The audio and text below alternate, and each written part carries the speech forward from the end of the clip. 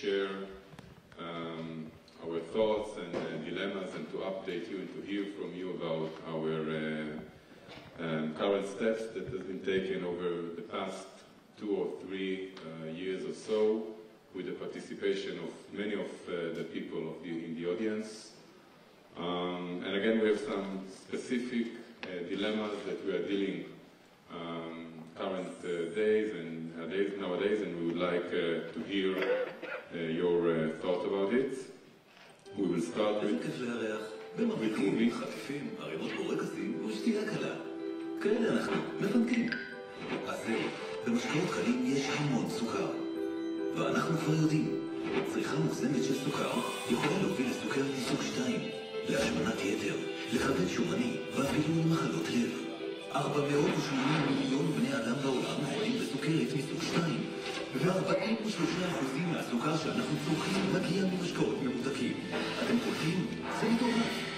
גם ככה כולם צורכים סוכר בכל יום בלי לדעת. אז מה צריך לעשות? בבית שותים מים. לאורחים נגיש קנקן מים. אפשר גם להפתיע במקרה תוספות מעניינות ומרעננות. וזכרו, לסוכר שמות רבים. אף פעם לא מאוחר מדי, וגם לא מוקדם מדי, להקנות הרגלי תזונה בריאים. לחיות בריא זו הבחירה שלנו. לטיפים ייכנסו לאתר משרד הבריאות. I think that there is another clip. It's automatically or another clip? Should click. איזה כיף לארח במרפקים, חטיפים, ערימות בורקסים ושתייה קלה.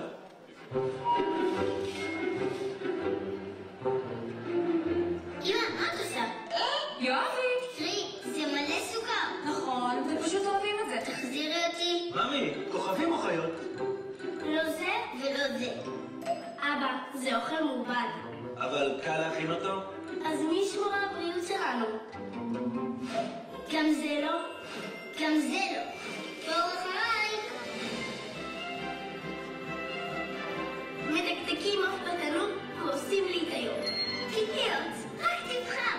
יש פה שפע נהדר, 2 דקות השקעה ויש לנו נפלא. רואים? לבחור בריא זאת האחריות שלכם. תאריז לבריא, אוכל מעובד, שמים בצד. למידע, למתכונים ולטיפים, חפשו אפשרי בריא ברשת. בתיאבון לבריאות! Okay, so these 2 beautiful clips made by Einav. Einav, raise your hand. Consider relatively very bold clips because like they are positioning us against the industry, and what Einav is doing is she's just making these movies and release them, and then there is no way back. And I think this is the best way. But if we go a little bit further,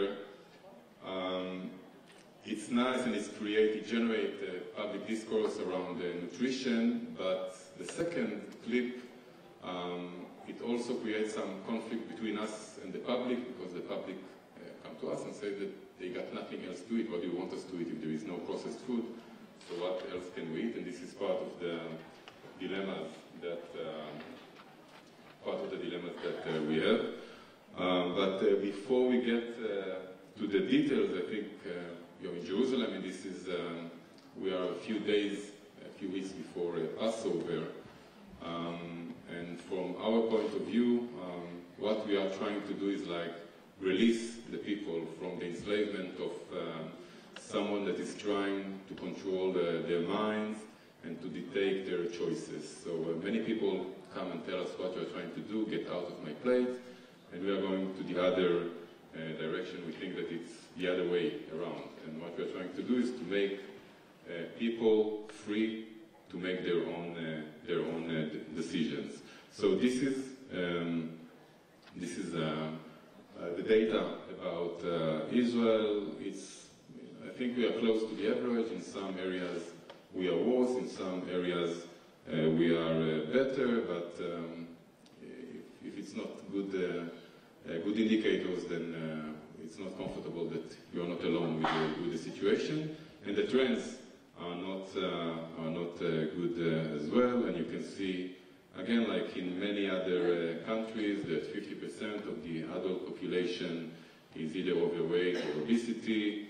If you go to the first grade, it's 1 of 5 kids is either obesity or overweight, but 6 years later it becomes 1 of 3. 1 of 3 kids, and the diabetes rate is 9% in Israel, and I'll show you later on that among the low socioeconomic status society in Israel it gets to 25%. So, of course, that it generates, these indicators generate, of course, public discourse and discourse within the government. What should we do? And we know that for the last few decades, we told the public that they should eat less and exercise more, and the outcome would be fine. And eventually, we failed with this message because the outcomes are just getting worse. So we need to understand that we need some new approach and redefining what is the role of the ministry. So we now understand that people are not free to choose what they want in the supermarket, and there is the architecture of the supermarket, of the environment as a whole. We understand that it's not enough to talk about personal responsibility, exercise more, eat less. We need to talk about social responsibility and the role of the government. And of course, we should regulate it, because once we are getting into this area, the feedback that we are getting is that the industry can voluntarily take some steps, and we think that the way that we should act is through regulation. Sometimes it's good to work, of course, in cooperation with the industry, or even in voluntary steps, but the main steps should be regulated. So we formed a public committee. In Israel, but many people from all around the world came to Israel. Barry Hopkins is one of them. He came, when he heard about the committee, he just left everything and came to Israel, and he was not alone. I think that Aaron Reeves was as well, and Marion Nesser, and Dan Ariely, the Israeli Dan Ariely that is also abroad, came to Israel, and we thought, what should we do differently from what we are doing so far? We had a very wide range, the public discourse. The public took part in the discussion as well, and you should see what the public wanted us to do regarding nutrition and nutrition policy. I should also mention Professor Iris Shai.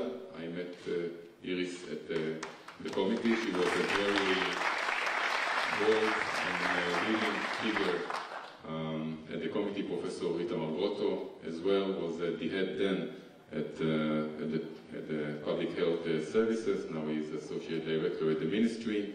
And of course, Ronit Entveld, Professor Ronit Entveld as well. They hold our hands through the process, and it wasn't easy. And again, we thought that the main strength that we had was the public discussion about health and about nutrition. In some miraculous way,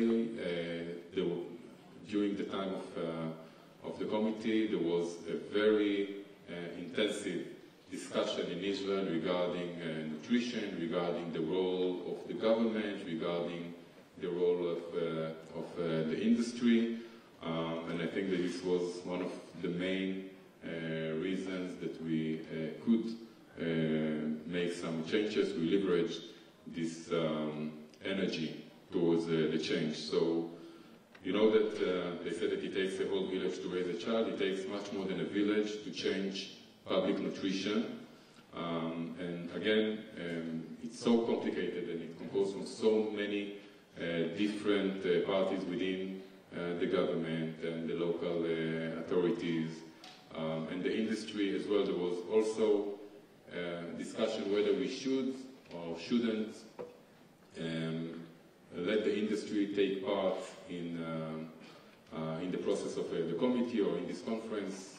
Our approach is that if you want to make a real change and not just get I don't know, newspapers or something else, you should do it together with the industry from your position as a government, as a regulator, but again, we should cooperate with the industry, of course, again, with other ministries at the government, like the Ministry of Education, Ministry of Welfare, the media took part, you need to do some changes in workplaces, and so on and on. So the main change that we did was the front of pack labeling. I plan to bring you some cereals boxes, so I don't have it with me. But as you can know, it's very complicated. It's very complicated to distinguish between different products, nutrition values. It's back of pack, and it's for 100 grams, and it's very, and again, you can't do it for more than 2 or 3 products. So the main thing that we did was the front of pack labeling. What you have here is we have certain levels of either saturated fat, sodium, or sugar, and if the product contains in one ingredient more than this specific level, then it's labeled in this red label in its front of pack. So you can see it while you're walking through the aisles, and you can see the shelves, which product is with red label, 1, 2, or even 3. I have some anecdotes. This is sugar, sodium, and saturated fat. We thought that each product would contain either 1 or 2 labels. We found out that there is one product that contains the three labels. I'll tell you at the end which product it is. You can try to figure out yourself. So this is, I think, the main thing that we did. It's going to get into action January 1st, 2020. So in 10 months, less than 10 months, less than 9 months, it's going to be implemented, and some of the manufacturers already printed the labels, and more important, we see a wide change in the formulation of the products. We see that we think that it can get even to half of the products that was supposed to be labeled are not going to be labeled January 2020 because the industry didn't want the red label. We think, of course, it's a good outcome, and we are doing it in 2 phases. There is in 2020 there is the first thresholds, and then a year later we are getting to a higher value, so they will need to do more efforts. We not only did this part, we also changed the back of pack as well. We make it simpler and more accessible to the public, but I think that this is the main issue. So during the work of the committee, the OLS told us, but what you are doing at the educational system, what you are doing in schools, you have to do something with the school. It's more important than just labeling the food. So we focused on labeling at the committee, but we parallelly worked with the Ministry of Education as well. We have great partners at the Ministry of Education. They are committed to the change as well. So we got a few steps that we are working with them. The first one is health promoting schools. I think about half or a bit more than half of the school today are health promoting schools. It means that they are talking about nutrition, they have active recess, and they are working on better nutrition, not just in school, but also when they have some parties in the kindergartens as well. And it works. My kids are in promoting health promoting schools, and I know that it changes the way the nutrition works, and not just the nutrition, but the activities as well. We have food sales standards within the school. It's under regulation. It's not voluntarily, and they can sell, I think, a very wide list of products, not just the red label, but wider list of products that are forbidden, that are banned from being sold on schools. And there is the lunch programs as well, which also generates a dilemma, because we found out that maybe, I say it looking at Ronit, that the kids are not eating the healthier lunch that they get to school, and the food waste is relatively very common within school. And I think that if this is the reality, we should do something about it. We should face the reality. It doesn't mean that we have to go back to the French fries and schnitzels or whatever was before, but we need to see how we are making it, again, more accessible for the kids, and they are not being left hungry. Another, of course, area that we should work on is the healthcare system. We are promoting not just the nutrition of the patients, but also the cafeterias. And what you can see here is a vending machine. It's an healthy vending machine, and we are working on workplaces as a whole as well. And another issue is economic tools, because behind healthy lifestyles is it's a health issue, it's an economic issue, and it's a social issue. So, I talked before about the prevalence of diabetes in Israel between the low-income population and the total population. You can see it here. So we are trying. I know that it might sound maybe too aggressive step, but there is a price control over some products in Israel, but the basket of the products was not composed due to health considerations. It was built historically. So we are trying to update it. So you can see here one example. A white common bread in Israel, the price is under control, and it costs about 5 shekels, and it's more than 3 times the whole wheat bread. We are also trying to improve the products that are given to the vulnerable population as well, because people thought that the most important thing is that they wouldn't be hungry, but we think that it's important also that the nutrition would be good enough. We are working with local governments, with local municipalities in Israel. Jerusalem is the model city of a whole city that decided to promote health in all areas, all arenas of the city. Tomorrow you're going to Baka el-Garbia.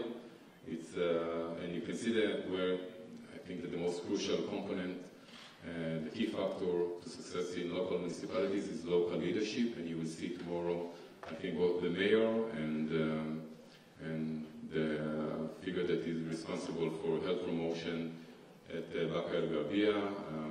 And without spoilers, it's going to be very impressive. And you can see how one person with a mission can make a change in a very complicated population as a whole.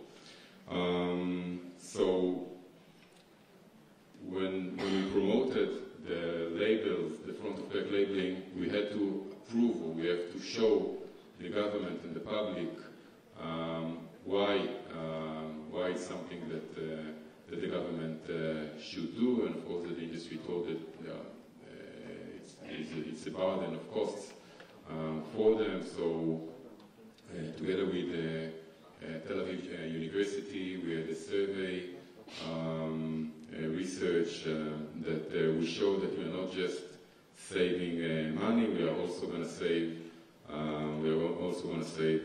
lives, and I think that there is no equivalent within the healthcare system of one step that can get us so many health back. So it yields a lot of years back to the government. And there is a national program as well, Efshari Bari, Healthy is Possible, and we're working again in all the major arenas, in workplaces, in the local municipalities. As I said before, we are promoting breastfeeding as well, and you can see it in the list here. I think that again, it should have health promotion and health as a whole in all policies. And again, now you can see people not just in the Ministry of Education, but also at the Ministry of Finance and Tax Authority, that they are taking health considerations when they are shaping the policy. This is going to be my last slide. Alongside the red labeling, we decided also to have a green label to promote healthy choice as well, and to help the public make the right and healthier choice. And this is where the dilemma comes, because we have a dilemma: what should be the range of the green labeled product? Ronit will talk about it later on. Whether we should have only the healthy product, that there is no doubt about them being healthy. It means whole grains and fruits and vegetables, and that's it. Or we should point the public to the healthiest possible or healthier choice as well. So if we have cereals that are healthier and contain a very low level of sugar and sodium, so maybe they should be labeled as well. I said always, I didn't, my kids are still eating cereals, so it's not a big enough cohort to take decisions, but I can see that I'm trying very hard. I didn't succeed yet, but they didn't meet Ronit yet, so maybe there is a chance. But this is again one of the dilemmas that we would like to hear from you. Now we're going to move to Ronit, but before I have something that I owe you. Someone can guess which product have the three labels? Okay. Oreo, the cookies Oreos? Some of them contains the three labels. Okay, so thank you very much.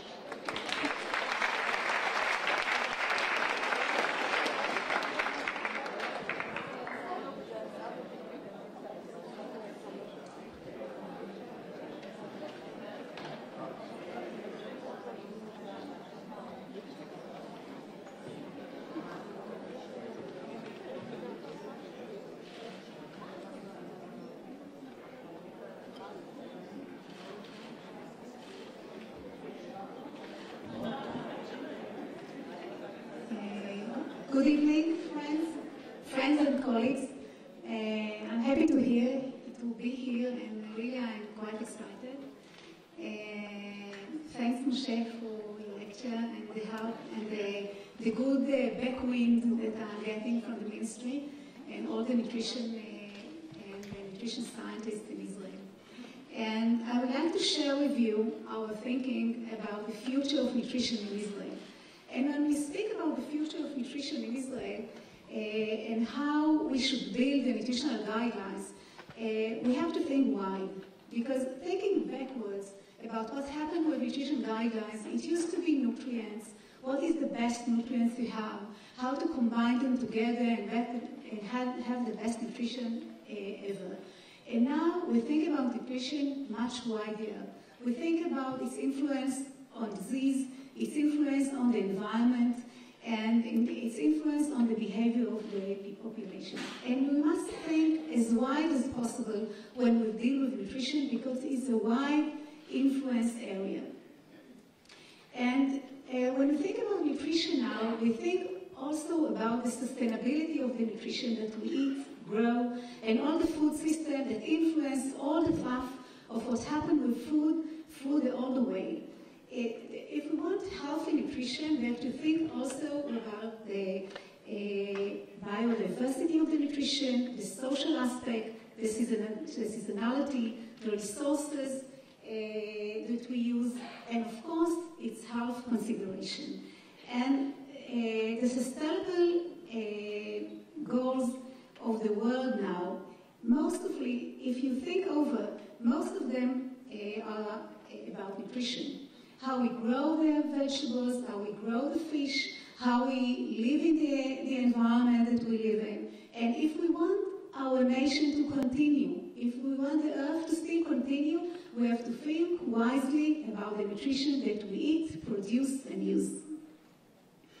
And when we think about processing food, ultra-processed food can damage the sustainability, not only with what is in the food, but also all the environment that produced the ultra-processed food, the butters, the packaging, all the way it is produced can, of course, damage the sustainability. And when we do a drill down of the impact of the processing of the food into the health impact, we can see more and more studies that show the impact of the ultra-processed food over glycemic response, the microbiome, the nutritional quality of food, its influence on weight gain, on hypertension, dyslipidemia, metabolic syndrome, and even cancer. So if we want to be healthy, and we want our children to be healthier, and we want our grandchildren to live in the earth, we have to think widely about nutrition.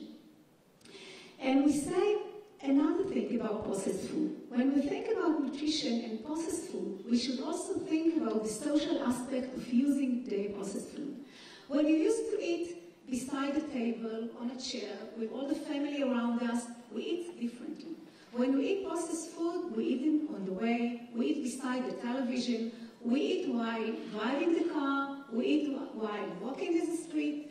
Everywhere is a place to eat processed food. Normal food, naturally oriented food, you should eat in a special area for eating. Now you can eat everywhere, every time, and that leads to obesity and overweight, all the disease that follow it. So what is the nutritional guidelines? The nutrition guidelines were built with a scientific committee based on the literature research and also going through all the guidelines now that are published in the world.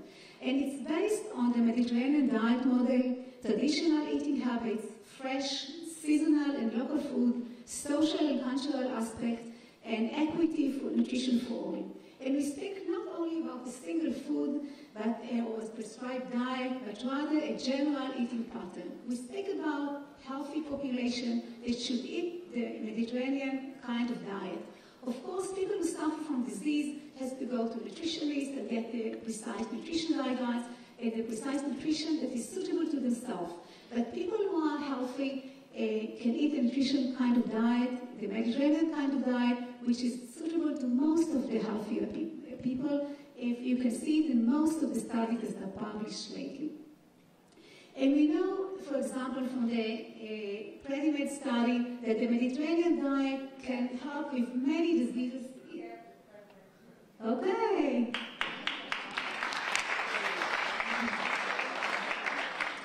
So you can say from the first contact information that I'm telling the truth, that the connection between Mediterranean diet and health is very strict, it's very high, and we can see it all over. We can see it on the influence on diabetes prevention, lipid profile, better lipid profile, and even cancer prevention, and even dementia and depression, which all of us know there's a wide range of chronic disease that is now in the world, and we know that there's a cure. There's a cure to most of the chronic disease that we are facing now.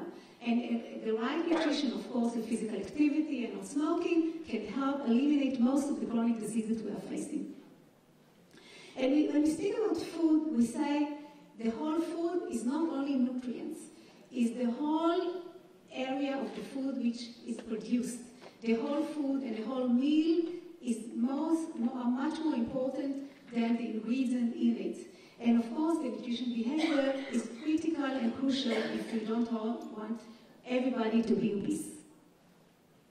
So what is an Israeli nutrition guidelines? It's mainly plant-based with a little bit of food from animal source, vegetable, fruits, whole grain that should be eaten in every meal, olive oil, nuts, legumes, and a meal called mixed substitutes, a little bit of chicken, turkey, egg, and fish, and not much of red meat, and limit as much as possible the ultra-processed food. So you can tell me what's new about it. The new thing about it is to think widely, to think about the social aspect of it, to think about the diversity of that, the seasonality of it, and of course its influence on the sustainability. Sustainability is crucial. If we want to have this earth to our grandchildren, we need to think wisely and to think wisely about what we're eating. So how will we do it? How will we approach a population about how to choose the right food? So what we thought is, aside the red labeling, which leads us to thinking of what to limit the amount of consumption, we want the person in the supermarket to have an easy choice when filling his basket with the right food. We want people to be the green people, the people who can choose the green labeling in the basket and to have healthy meal, healthy food basket. And there's a big dilemma, as Moshe mentioned before, which food to put the green labeling. And there were a lot of experts helping us with the nutritional guidelines and with the positive front of pack labeling, and you can see the names here, high positions, professors in nutrition. And the recommendation of the committee was that the positive front of pack labeling will have those mainly principles. It will be on whole food approach, minimally processed, only healthy eating categories, low salt and low added sugars. And the dilemma, as Moshe mentioned, should it be on the good choices or the better choices for all the variety? And I hope your children will stop eating cornflakes in the morning. And why is it such a problem? Because when you look about the nutrition behavior of most of the population and the Mabat survey that were done in Israel by the ICDC can show us that many of the calories, like 40% of the calories we consume during a day, an average day, consists of ultra-processed food. And it will get the red labeling. Only 20% of all the calories we are eating is healthy products. And the other 40 is, in the middle. And we would like to increase the amount of the proportion of the food that has the green labeling on it. So how should we do it? That will speak in the debate. Thank you very much.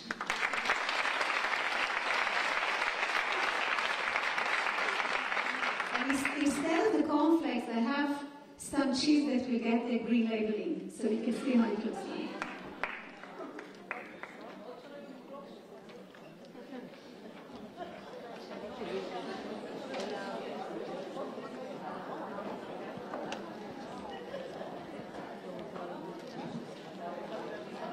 Thank you very much. So, policy is not enough. We need two for tango. And we do need to speak with the industry, to challenge them, and to see how can they improve themselves. So for that, we wanted to invite some of the industry representatives that present them. So this is the one, Professor Eyal Shimoni. He's the Vice President Technology from Strasbourg. He will speak about industry technologies challenge with the new food labeling regulations. Please.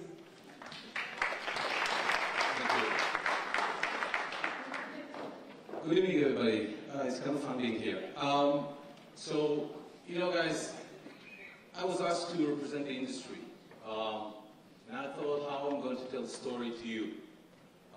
And 20 years ago, over 20 years ago, I went to Minnesota. It's kind of a home place. For those in Jerusalem, you think it's called Try Minnesota. So they sent me over to Minnesota from the Technion, and they told me, once you get back, be a faculty member and modernize food engineering, food science at the Technion. So I did. and it's an amazing, amazing field. And about 10 years ago, I made a choice to move into a place that really meets people. Some people call them consumers, I call them people. And who are these people? It's my friends, my family, my acquaintance, guys who served with me in the army here in Israel, friends of my parents, Israeli citizens. These are the guys I'm producing food to. Now, so I got an amazing, amazing, amazing chance to take part in creating high-quality food, nutritious, fun to millions of people. Exactly as I was teaching my students. I was teaching my students to make this food professionally, responsibly, high ethics, with deep understanding of the responsibility that we have to any child, father, mother, grandpa, friend, that taste, eat, share a product that we developed, we produced, we sold. This is what I came to. And what I met when I moved to the industry, I met an amazing Israeli industry. And I'm traveling quite a lot in the world, so trust me, we have an amazing industry. It excels in any parameter. It obliges to consumers, the safety, the quality, sounds like the truth. Which loves and very proud at what it does. And this is the place where things really happen. And I agree with the people that were talking before me. This is the place where change will come. How? Now. Not from you guys. The organization of the conference and the Israel Industry Association asked me to present today the challenges of the food industry facing the new regulation. So I'll try to give you a broad perspective of the whole industry, spiked with some perception coming from my company, from Strauss. Mostly, I would like to cover with you 5 points. I would like to talk to you about change, about challenges, about responsibility, about trust, and most importantly, about leadership. I will not show you any numbers. The fashion of cherry-picking of numbers, some of which I've seen before, does not really allow to really discuss deeply when each party is picking the number that fits his philosophy. So I will not show you any numbers this evening. Instead, I would like to talk to you about these 5 topics. So let's talk a little bit about change. We're changing. The world is changing and changing rapidly. The way people live, the way people want to eat, the way the authorities perceive their role. And I'm joking with my friends from the Ministry of Health that it's kind of encouraging that the ministry is really taking care of citizens, which is really nice. And I really appreciate the step forward of the Ministry of Health, because we all know it's time. So, and I'm not cynical about it. And since we all agree that nutrition has a deep relation between the public health, where really is the challenge? So the challenge is very complex change. It complains to the industry because we have to make some significant adjustments. We have to give up some old habits for many years and build new muscles and new capability. This is how we want to make the change. It is because this change without education will not do the job, and I was very pleased and am very pleased to see what the health ministry is doing in education, and I really think we should do more. And it's also our part of the industry to help this education work. It's not a technical problem, it's an adaptive problem. It's a problem that we will not solve in a day, we will solve in a process. And handling processes is something that the industry is expert in. Companies that did not handle processes of change do not exist. Trust me, look at Kodak. So we're expert in managing changes, and we will change. So changes are really natural to industrialists. And you know, we say in our industry that elections are every 4 years, roughly speaking, or 2 or 1, depends. But people vote for us or against us on a daily basis, millions of people, when it stands in front of the shelf in the supermarket. So we're not elected every 4 years, we're elected every morning, every Friday, every night. when people make their shopping. The trend, and it's not really a trend, the goal to achieve balanced nutrition is something that is really clear to us. And you may believe me or not, you may be skeptical and you may be not, but we're doing it for more years than the Ministry of Health did it. For my company, we're reducing sugar in thousands of tons since the beginning of this decade. We're not telling you guys. Why don't we tell you? Because once we say that we reduce sugar, you guys, because you're consumers, like the guys outside, we say, it's not tasty. We're reducing salt. By the way, one of the best operations in reducing salt was together with the Ministry of Health in salads in Israel. And we managed to do an amazing journey in salads. By the way, salad category will probably need to do the least to change facing the red labels because what we did before together with the Ministry of Health. And that's an important thing for you to understand. So we've talked about the change, and I want to talk a little bit about the challenges. We have a very diverse, if you go to an Israeli supermarket, and I encourage our guests from abroad to face an Israeli retail supermarket. By the way, some of my friends from the Ministry of Health would gain some information standing in front of such a shelf. It's an extremely diverse shelf compared to any place you see in the world. Extremely diverse as the Israeli population. We put tremendous amounts of money in product innovation, technology innovation, taste, composition, more convenient, more environmental friendly packaging.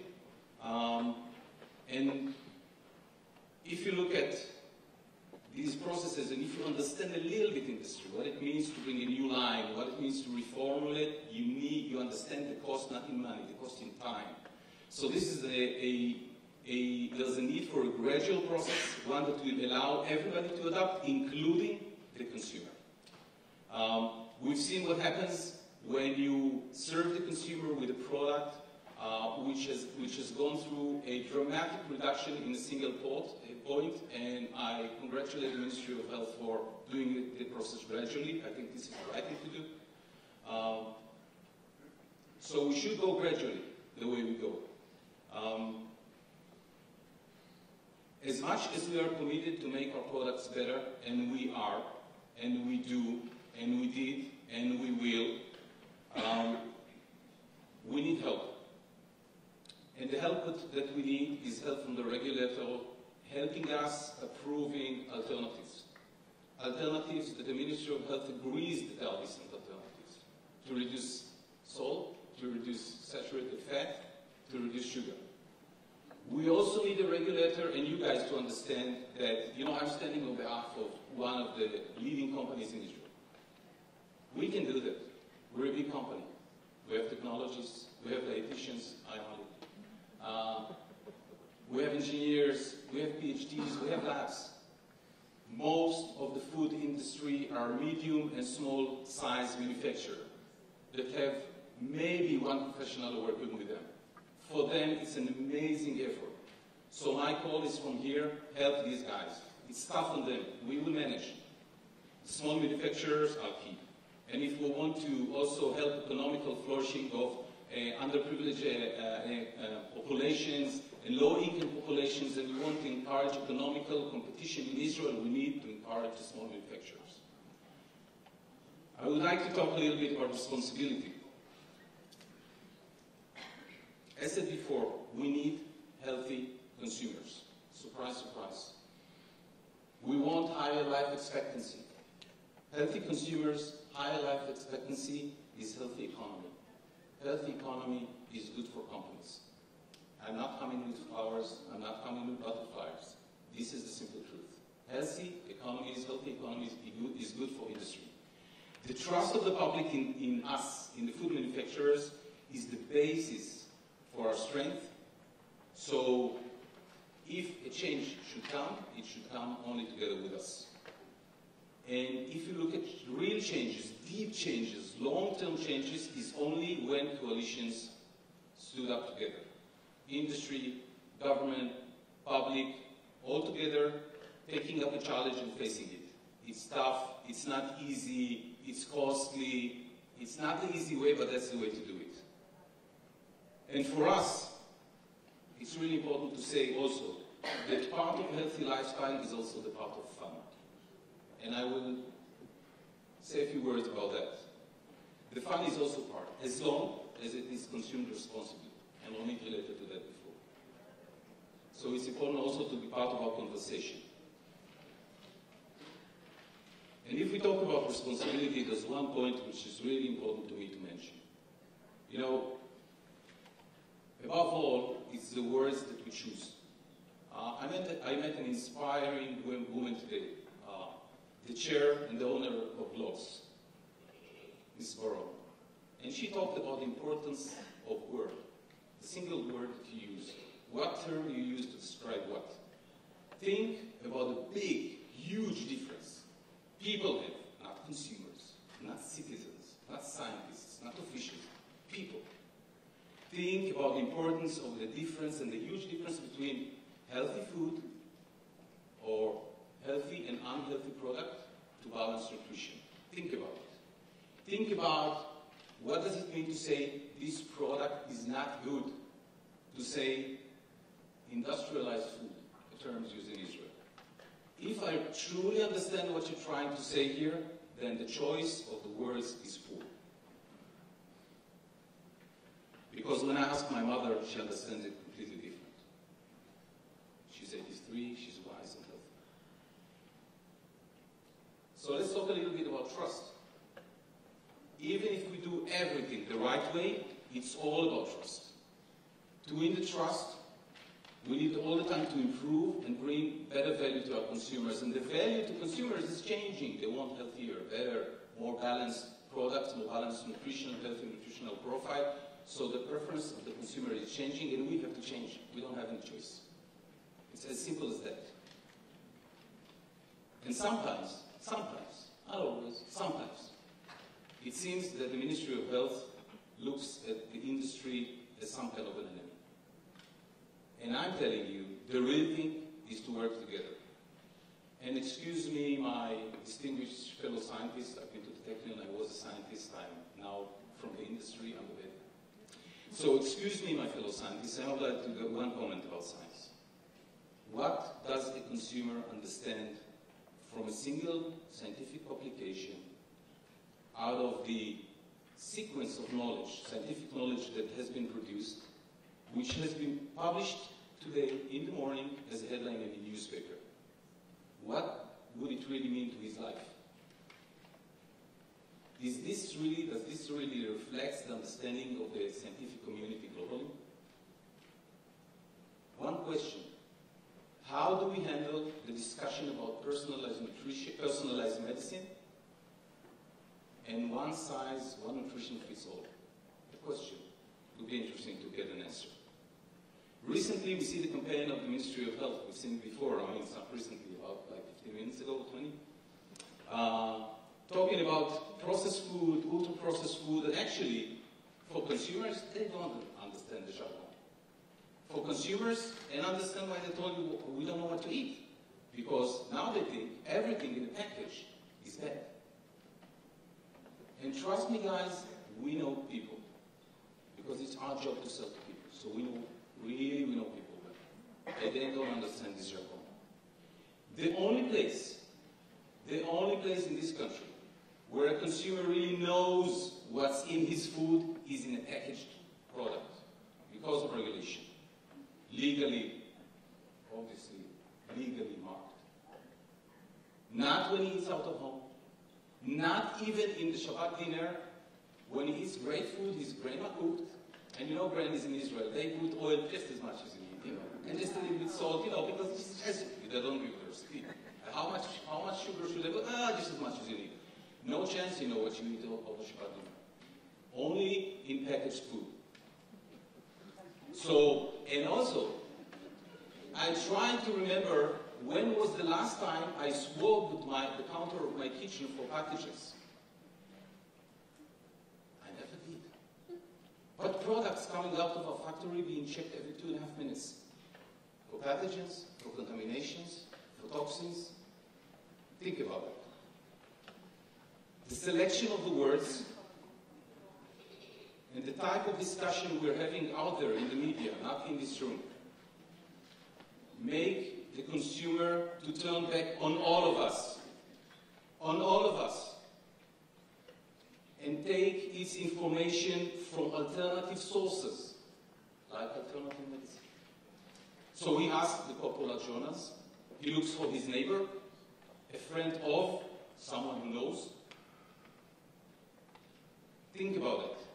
And I want to tell you that all of us need to regain consumer trust. We need to be trustworthy, because the consumer does not trust any of us in this room. He does not trust the industry. He does not trust the Ministry of Health. He does not trust science, because they are completely confused. Look at the Ministry of Health data. How many people ask a professional about what they should eat, and you figure out that I'm right. And I want to end saying a few words, not too many, just one page, about leadership. I see people looking at the watch. I mean, this guy from the industry should go away. You know, improving the health of Israeli citizens is a national goal. It's a national goal. And in this story, there's no bad and good guys. There are good guys and there are better ones. And that's the way we should look at it. Whoever is leading a reform in the way we label, in the way we make food, should give one message to everybody. And I was glad to hear that the green label would come along with the red label. I hope it will be along with the red label. And, you know, as much as someone was telling me, if you sound like propaganda, I want to disappoint you. You have one Israeli industry to be partner of this journey. There's no other partner. Importers, global companies importing food will not reformulate the products to fit the Israeli market. It's us, the Israeli companies that should do that, the Israeli manufacturers, the Israeli plants that should do that. Creating trust is a duty of all of us. We, the industry, do not always create trust. But I'm telling you, there's a problem of trust between everybody. And most importantly, I think that we need a different kind of leadership. Leadership today is not about telling someone what to do. It's telling someone why he will gain from doing it. Why each party in the game has something to win from moving forward. The Ministry of Health, lower health costs, better and more and healthier Israelis. The industry adapting to what Israeli needs will make good money. And definitely the Israeli public. So I think if we can create a coalition based on trust, then we can really make what was said earlier this morning, that we as Israelis are really innovative globally. Thank you.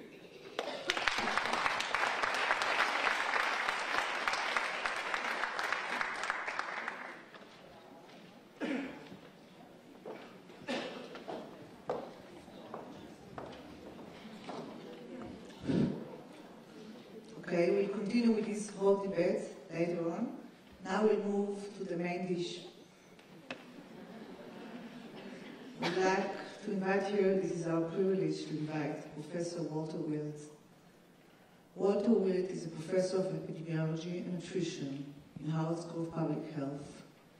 He has focused much of his work over the last 40 years on the development of methods using the questionnaires and biochemical approaches to study the effects of diet on the development of cancer and other major diseases, applying these methods in the Nurses' Health Study 1 and 2, in the Health Professional Follow-up Study. Together, these scores include nearly 300,000 men and women with repeated dietary assessments over 4 decades, right? He has published over 1,800 articles and has written a textbook and 4 books for the general public.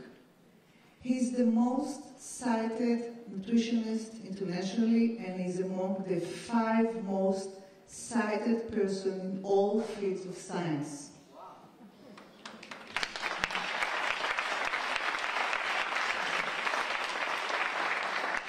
He is a member of the Institute of Medicine of the National Academy of Science and the recipient of many national and international awards of his research.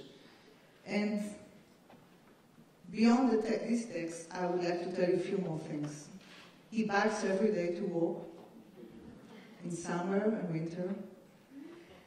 He is not like us, the Israeli professors, fight better than us to change things in the national and the regulations. I think he and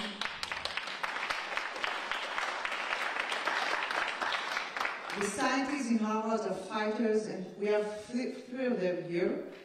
They are responsible, I think, with others, to the regulations of saturated fat and the trans fats in 2006, right, in the US, and we follow them. And he's a legend, and we are really privileged to have you here, and Professor Willett will speak today about diet quality and health, the known and the unknown. Please.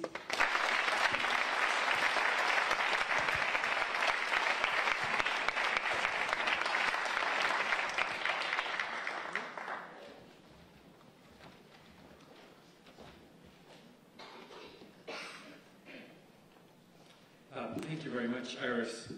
I've not been introduced before as the main dish. And you may wonder whether this is going to be baked, fried, or raw. So you can judge for yourself. I am quite humbled to talk here this evening, in part because over the last couple of years we've been analyzing the diets of all countries around the world, and Israel comes up really right at the top, but I'll come back to that later. So I do want to congratulate everyone here who has been working on this issue for the last number of decades. And of course, Israel did start with the good fortune of being a Mediterranean country and the wonderful traditions there, but clearly Israel, people working here worked to preserve that, and as I understand, put a lot of effort into going forward and even doing better than they are today. And it is the case that even though Israel is doing very well by comparison, if we look around the world, everybody can do better. That was one of the main conclusions that I'll come back to that in another slide. I looked on the internet for what's been going on in obesity trends in Israel, and I'm sure many people here have a better detail than we just heard about the prevalence being quite substantial, and like almost every other country around the world over time, rates of obesity, this is obesity, not overweight, have been going up in both adults and in children. Still, those rates are quite a bit below those in the United States. These are our National Health and Nutrition Survey, and unfortunately, this is obesity, BMI over 30, is now up to just about 40% in adult population. And it's been not going up quite as fast during the last decade in children, but it's up to 18%. And by comparison, in 1970, this was 10% in adults and 5% in children. So we thought we were making maybe plateauing or going down a little bit here a few years ago, but it's clearly not happening. We're trending upwards. And as was predicted by several of my colleagues, with those trends in obesity, life expectancy will go down unless something else dramatically happens. And we are seeing that happening now in the United States, that life expectancy, this was a publication from a little over a year ago, and The Economist had gone down 2 years in a row in the United States, and since that time, it's gone down the 3rd year in a row. Americans are living a shorter life. And we are now about life expectancy of about 6 years shorter compared to Japan. But the other major, a number of other major high-income countries are also seeing declines in life expectancy. And again, this will continue unless something else happens dramatically, in part because it really takes about 40 or 50 years before we see the full consequences of becoming obese as a child. And so even if we did not continue to have increasing prevalence of obesity, the consequences of that would still predict a declining life expectancy for several decades going forward. Iris asked me, and you saw in the title, to talk about the things we know and the things we don't know, and there are a lot of things in both categories. One of the things is it's not good to be overweight and obese. And you would think that wasn't such a controversial topic, but there were a series of publications in the journal by some colleagues at the Center for Disease Control that came after Dr. Copeland was director there. They published claims and data suggesting that it was good to be overweight and even moderately obese, but they really neglected the fact that we have a lot of reverse causation. People don't suddenly go along at a BMI and drop dead. They often develop an illness, lose weight, and then die because of the underlying illness. And also, we've known for a long time that smoking does make people thinner, but it also gives them very high mortality. So we really need to look at people who never smoke to get the best relationship, just to have the best relationship, the best data between body mass index or some other indicators of obesity and mortality. And so this is a publication from a few years ago, putting together a number of large cohort studies, about 1.6 million people in total. And what we saw there, if we look at never smokers, we do see that the lowest rates of mortality are among those with a BMI of less than 25. And Frank Hu and other colleagues and I put together an even bigger body of data, about 10 million people, which showed exactly the same thing, and that this applied to populations around the world, not just people living in the United States. So the increases that we're seeing in overweight and obesity do have health consequences. Dr. Stanford, who unfortunately wasn't feeling so well this evening, but is on our trip here, looked at the issue of the contributions of the major modifiable risk factors to risk of coronary heart disease. I think this is useful to look at the big perspective here. If you're an individual, smoking is clearly the worst thing you can do to have adverse effects on coronary heart disease and total mortality. But interestingly now, we've had great success in this area. The number of smokers is way down in the United States, under 20% overall, and major cities that have taken more proactive steps down under 10% now among adults. So if you look at the total population impact, smoking is no longer substantially greater than obesity is as a preventable cause of death. But we also saw that diet quality was very important, physical activity also very important, and body mass indexes, we just talked about being very important. So I'm going to focus most of my talk this evening on diet quality.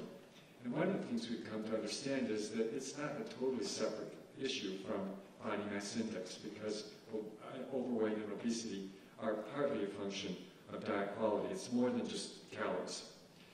This was an analysis done by our colleague Dari Mosafarian, using our 3 large cohorts that Iris mentioned here. So this had about 80,000 people who started off not overweight or obese, and looked at changes in weight every 4 years as a function of how much food consumed by each of these food groups here. And this really did emphasize that many factors of what we eat, many components of our diet do contribute to weight gain or weight loss.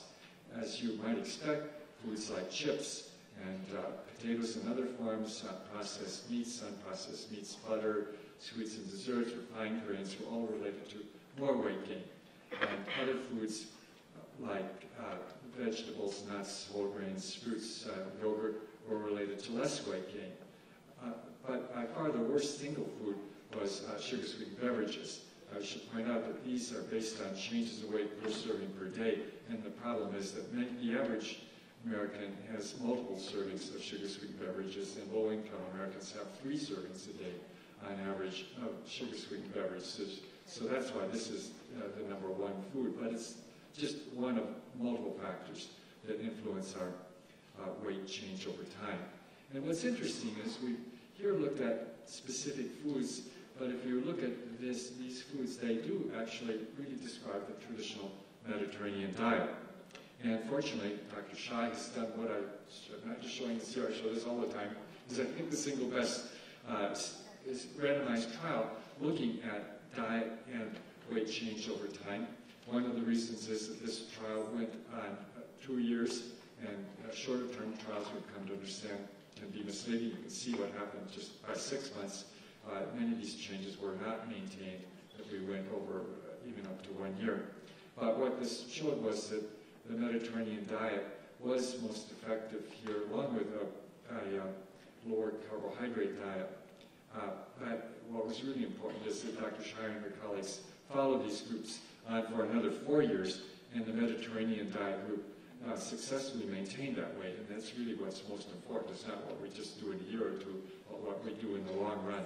And the Mediterranean diet was most successful, and the low-fat diet was the least successful in maintaining long-term weight changes.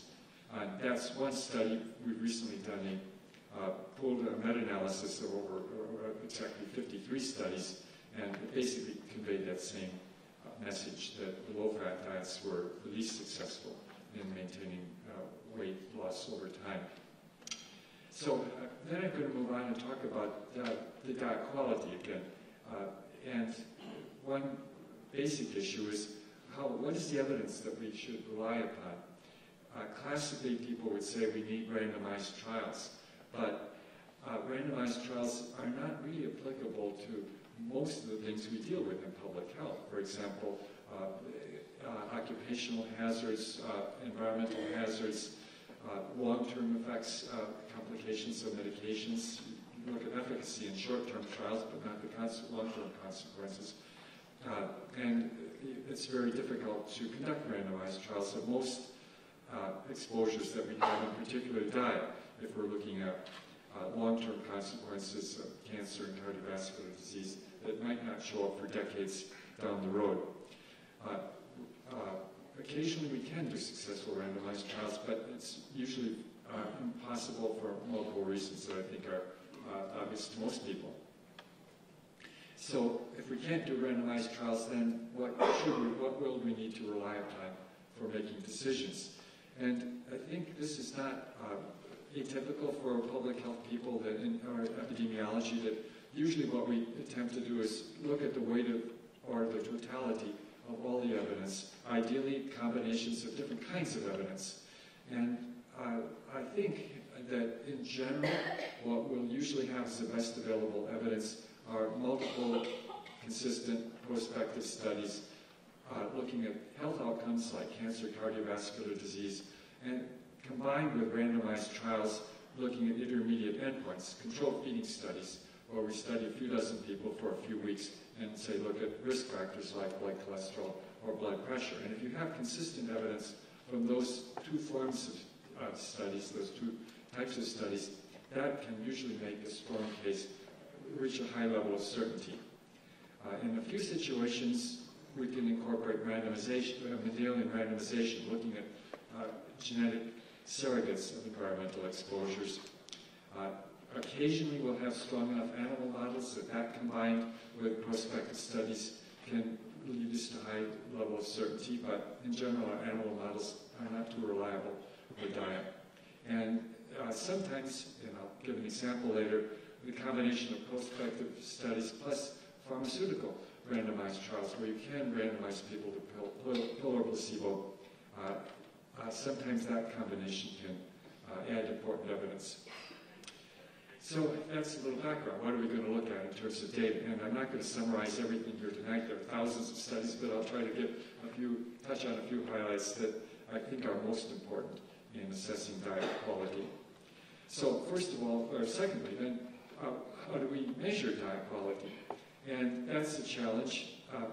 The U.S. Department of Agriculture, to their credit, did attempt to do this a few years ago and created what they called the Healthy Eating Index. And it was a step forward because it really tried to create an operational definition of diet quality. And it had 10 different variables, and you could rate these variables 1 to 10 and add up to a score of 100.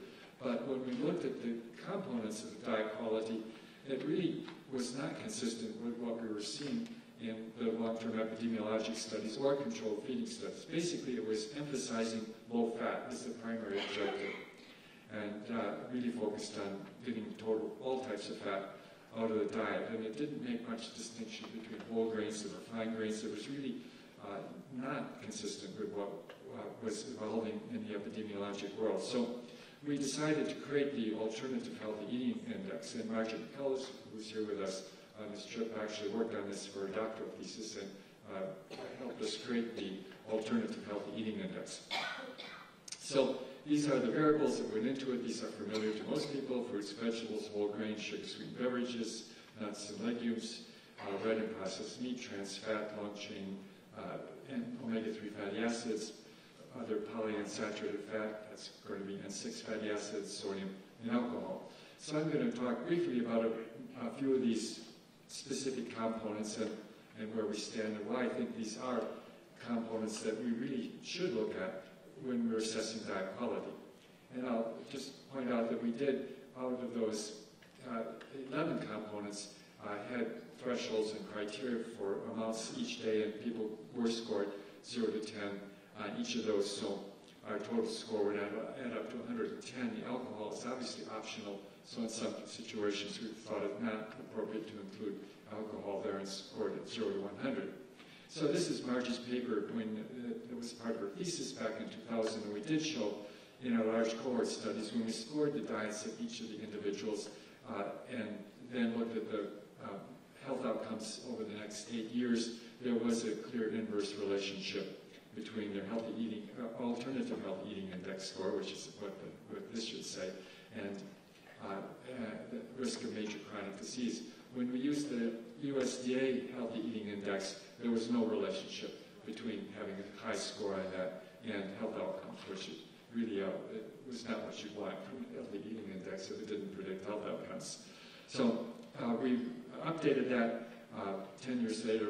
We're using a version that we updated in 2010, which we just made a few minor tweaks to the original Alternative Healthy Eating Index score.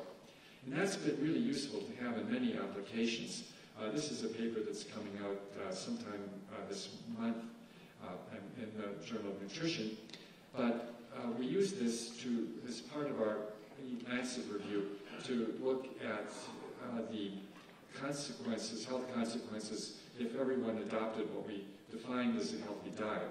So we applied the Alternative Healthy Eating Index to the national diets of all countries around the world. We used for this analysis the Global Burden of Disease database on national diets. The World Health Organization database was just too out of date and had too many holes in it. But the virtue of the Global Burden of Disease database is they have used all the available data to estimate, not always optimally, but their best estimate of the national diets of each country. And they're color-coded here. Unfortunately, the worst country came out was Mongolia, which, not because people in Mongolia don't understand health, but this is really a function of what you can produce in a climate that's really extremely harsh. And the blues came out very good. Not surprisingly, the countries around the Mediterranean scored pretty high, although if you look at the scale over here, there was really nothing, in fact, over 65 out of 100. Israel did score right at the top of the countries around the world. You might obviously look at Iran here, and I've been there several times, and I don't think the numbers were right going into the policy there. But they have some really good people, I must say, there in their health area, and they're struggling with exactly the same problems we're struggling with. But too many refined carbohydrates, sweets, and those things are really undermining the health of people in Iran, just like they are everywhere. One other part of the world that was pretty interesting was Southeast Asia. Cambodia, Vietnam, and Laos came up with quite high scores. And Japan, not surprisingly from what we showed earlier in terms of life expectancy, is really skyrocketing upward. Again, the bottom line was true that all countries have major room for improvement, with the highest being about 65 out of 100. You can see Europe and North America, nobody got into the blue category at all. So huge potential for, you can look at this positively, huge potential for improvement. So I'll touch on, again, on a few of the components here of what goes into our alternative health eating index. And type of fat is very important, even though total fat is not so important. This is one of our recent updates from our large cohort studies based on about 130,000 adults that were healthy at the beginning when we started, and with over 30 years of follow-up now looking at total mortality. So about 33,000 participants have died and are in this analysis. I should mention Daniel Wong, one of our doctoral students, now a postdoc at that time, did this analysis. And this replicates, it looks just like a paper Dr. Frank Hu published in 1997 looking at coronary heart disease, but this is now total mortality with a lot more data. The blue line here is trans fat, and this is increasing percentage of calories of trans fat compared isocalorically with carbohydrate. And the trans fat was by far the largest problem. And the good news is that after June 18, 2018, last year, trans fat has been effectively illegal in the United States, that we can no longer partially hydrogenate vegetable oil. So yeah, thank you, that was a big effort. The reality is, it was mostly gone by the time it became illegal, but it still was important to make it illegal. Saturated fat compared to carbohydrate, less strongly, but still significantly positively related to total mortality. Monounsaturated fat inverse, and polyunsaturated fat even more so inversely related to risk of coronary heart disease. And this is a summary of controlled feeding studies. And I think I'm showing this partly to make the point that this is how we got to a high level of certainty. We had large epidemiologic studies showing higher risks of coronary heart disease and total mortality with higher trans fat intake, and also in controlled feeding studies, trans fat reproducibly increased LDL cholesterol, reduced HDL cholesterol, so that ratio here was about twice as bad on trans fat, calorie for calorie, compared to saturated fat here, the dotted line. So we had consistent evidence from both lines of investigation showing adverse effects of trans fat, and by that combination could reach a high level of certainty that every review around the world has come to that same conclusion over the last decade or so. This is a summary of the large prospective studies showing a highly significant positive association between trans fat and coronary heart disease. I did want to point out, Iris said to me that while trans fat intake has been quite a bit reduced in Israel, that apparently it's not been officially banned yet. And this is something that we should, I think it is good to just make it illegal, get it off the table entirely. But the essential fatty acids are delicate, and this is some work by our colleagues in the Netherlands, Mark Catan's group and others there, looking at trans-alpha-linolenic acid that was formed not by partial hydrogenation, but in the deodorization process of processing vegetable oils. And so this low amount here, 1.4 grams a day, was enough to increase significantly the LDL-HDL ratio, which is troublesome. This was supported by Unilever, I must say. It was a good example of, I think, a very responsible industry. When they saw the data, they worked hard to get trans fat out of their products. And they subsequently did some further investigation and realized that the deodorization process had to be modified also to eliminate trans fat from the non-hydrogenated oils. And so they have dealt with this in their processing, but it is clear that trans fat and partial hydrogenation and even high temperature processing can be deleterious and adversely affect vegetable oil. So it's just a warning signal that we do really need to keep an eye on how we treat our plant oils and other essential molecules in our food supply. Then a quick word about omega-3 fatty acids. And the literature there has been confusing. We know, of course, omega-3 fatty acids are essential, and they've been known to be essential nutrients for many decades. But still the issue is how much do we really need? And there have been a series of negative controlled trials over the last few years showing no benefits of supplementing omega-3 fatty acids on risk of sudden cardiac death or coronary heart disease. But again, we have to be careful about interpreting those studies because they're taking people, whole populations who have a wide range of intakes to begin with. And one of the features that we've come to understand looking at trans fat and heart disease, or particularly sudden cardiac death, is the relationship is very nonlinear. We get most of the benefit by having 2 servings a week, or about 200 to 300 milligrams a day of trans fat, omega-3 fatty acids. See, my brain is locked into that. But if we go beyond that, there may be some benefit, but it's pretty modest. And so if we randomize people who already have 2 or 3 servings of fish per day, we're not likely to see any benefits of adding omega-3 fatty acids. And in fact, that was exactly what was seen in the VITAL study that was reported just a few weeks ago. Joanne Manson, our colleague, was the overall investigator of this randomized trial with about 25,000 people in it. And overall, the omega-3 fatty acid supplements did reduce coronary heart disease by about 25%. That's a big deal. That's about as much as statins. But here, looking at total cardiovascular disease, there was a significant benefit for those who had less than 1.5 servings of fish per week. If people had more than 1.5 servings of fish per week, there was no impact, no benefit adding omega-3 fatty acids. So even if only 10 or 20% of people have fish intake that low, it still could be very important from a public health standpoint and those individuals to get some more omega-3 fatty acids. And here it's, I think, quite clear that the randomized trials were misleading because they did not take into account baseline intake of omega-3 fatty acids. So when we step back and look at total fat again in the diet, this is back to the analysis that I showed a couple minutes ago, where the type of fat was really important. Total fat is actually now inversely related to total mortality in the United States population. And that's because we've really cleaned up the fat component. Trans fat's been pretty much gone for the last decade.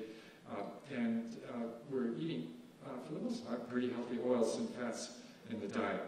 There's still some improvement, but overall, compared to carbohydrate, which is still mostly unhealthy, total fat looks beneficial. But this really shouldn't pay any attention. Maybe I should have shown the slide because it really is the type of fat that's important. So a few words about carbohydrates and whole grains. This was a meta-analysis published just a couple of weeks ago in The Lancet. And what they said was the certainty of evidence for relationships between carbohydrate quality and critical outcomes was graded as moderate for dietary fiber, low to moderate for whole grains, and low to very low for dietary glycemic index and glycemic load. The first point I have is this is totally inappropriate grading system. They're using the grading system for drugs and not for dietary evidence, which, as I mentioned earlier, the drug paradigm is really not appropriate for evaluating long-term effects of diet. And interestingly, if you went back and used this is the grade criteria, if you used that for smoking, you would actually conclude that there's strong evidence that smoking makes no difference. And because there are 2 randomized trials of smoking cessation that show no benefit, and that would override the epidemiologic evidence. So it's clearly for almost all public health issues that we look at, that grade criteria are not appropriate. So this is the evidence looking at whole grains, and this is an extremely consistent finding for, this is with composite of clinical outcomes, and very consistent inverse relationship with whole grain consumption and these clinical outcomes, plus randomized trials showing benefits on intermediate factors. I think the evidence overall is really, we have a high level of certainty about the benefits of whole grains replacing refined grains. And their evidence about glycemic index is clearly wrong because, for one thing, they used the wrong data from our studies, and they used the data that were not adjusted for compounding variables. And our studies here actually were a pretty big part of the overall evidence, and plus they left out some studies. And this is also an example where a pharmaceutical agent is very helpful here. There has been a large, well-done randomized trial using a drug called acarbose, which basically inhibits the glycosidase that breaks down starch into glucose. And so if you inhibit that enzyme, you basically take a high glycemic carbohydrate like potatoes and turn it to a low glycemic carbohydrate. And in that trial, that drug, so it's very specific and it acts even before absorption, that trial did decrease the risk of type 2 diabetes. So you add that to the overall epidemiologic evidence, which does show a robust positive association between glycemic index and risk of diabetes, and that, I think, makes a very strong case. Then for glycemic load, again, another characteristic of carbohydrate quality, that's essentially we get that by multiplying the glycemic index of the carbohydrate by the amount of the carbohydrate. A very simple calculation. And we see that related to risk of type 2 diabetes and coronary heart disease, and well-done meta-analyses that's confirmed. Looking at type 2 diabetes here, we see this in all three of our cohorts. Zero fiber being inverse, glycemic load being positive, and so the quality of carbohydrate is really important. And of course, how did people get into this high category? What foods led them there? It was basically a mostly refined starch that got them there, along with potatoes. And for glycemic load, this is in our data and other studies that have looked carefully at this, strongly related to risk of coronary heart disease. And what's really important here, I think, is one of the big public health issues globally, is that if people are really lean and active, we don't have that many women in the nurses' health study that are really lean and active anymore, but this is how people lived 50 or 100 years ago, and even until recently in China and other low-income countries at that time, they could eat a lot of white rice and carbohydrates, but when we slow down, put on a little bit of weight, even before we get obese, our insulin resistance goes up, and we have a much more adverse reaction to the high glycemic load that we can see in controlled feeding studies. And this is this is what's going on around the world, that people are, even if they eat the same diet, they put on a bit of weight, become more insulin resistant, and tolerate high glycemic load diets much less well. And interestingly, the review that looked at this, published just a couple of weeks ago, ignored the whole big area that's looked at carbohydrate intake in relation to risk factors. This was done by Dr. Apple, who was here, one of a really seminal controlled feeding study because of its size and the care that went into it. And this is looking at replacing carbohydrate with protein or with unsaturated fat here in men or with women, all led to lower cardiovascular risk as judged by the Framingham risk score.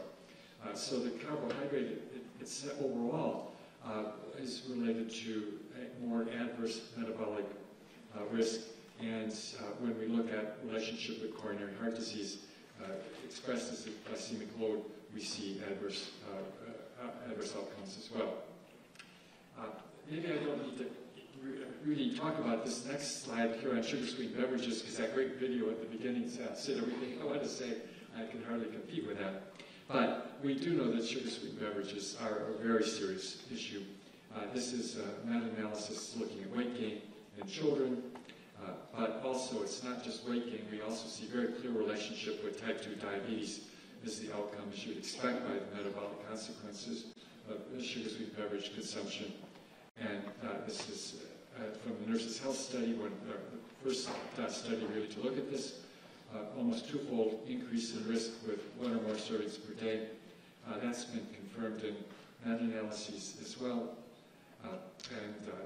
So I think that evidence is quite strong.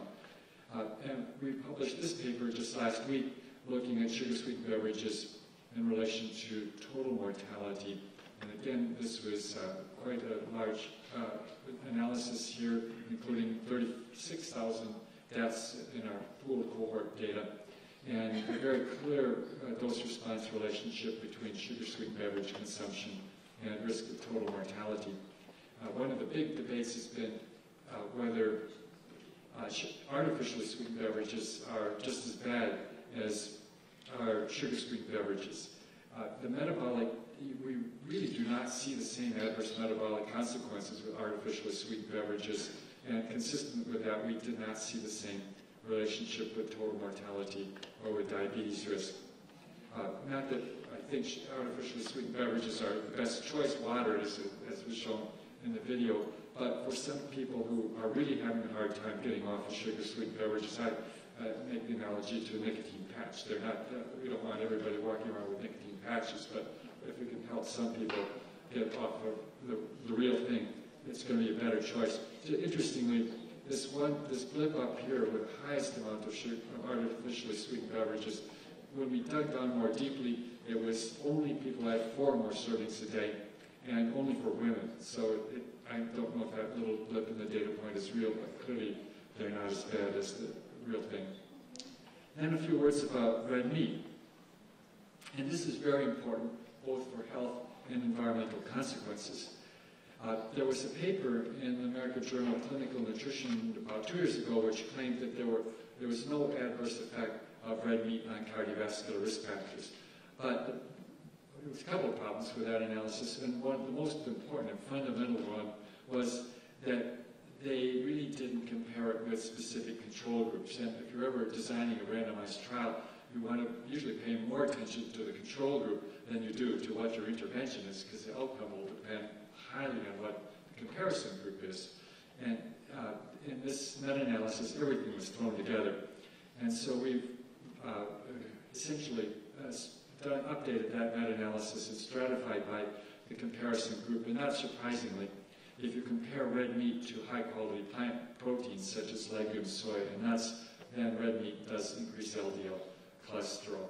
But if you compare it to other animal proteins or usual diet, there was no significant effect. So again, the comparison with red meat is really important. And compared to plant-based protein sources, red meat does increase cardiovascular risk factors.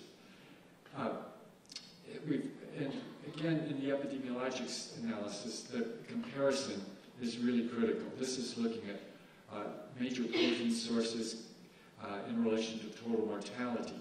And here, red meat is considered the comparison.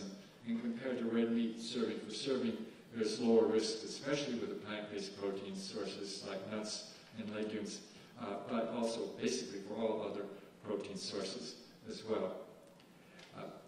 If we're making dietary guidelines or dietary advice, it's obviously challenging to put a number on that. I noticed it was 300 grams of red meat per week in Israel. And what? Maximum, right, maximum, thank you, right, up to, right, not more than, thank you. And of course, there's no easy way, there's no perfect answer when you're doing that, because what we see is pretty much a linear relationship, and where do you draw the line? If this were an environmental contaminant, and you saw these data, you'd say it obviously has to be 0 when you put in or some very small number and put in a 2-order magnitude margin of safety. But this isn't an environmental contaminant, and it has some nutritional value as well. So clearly it's going to be best to be pretty low there, but how low? This is looking at diabetes, and here we have a lot of data, again, almost 14,000 incident cases in our large cohort analyses. And so we can see here an increase in risk even with what amounts to about 1 ounce a day increment in intake. So in the recent Lancet report, we needed for analysis to put a number on the upper limit. And so you wouldn't want to say that upper limit should be where you actually do see an increase in risk. You'd like to see an upper limit somewhere below that. So we put in an upper limit of 14 grams per day, which basically is half an ounce a day, which is the midpoint of where we do see an increment, where we do see an increase in risk. And other people have looked at the same day. They came up with 19 grams upper limit as well. But that's not a precise number, but there's some arbitrariness, of course, to putting a cut point on any continuous relationship. Again, we've looked at major protein sources, and one of the things that wasn't on our list of variables in our alternative health eating index was dairy products. And dairy, and I know that dairy is really important. We both grew up in America's dairyland, Wisconsin, and told to drink 4 servings a day. And I think we did. That's why we're both taller than we might have been otherwise.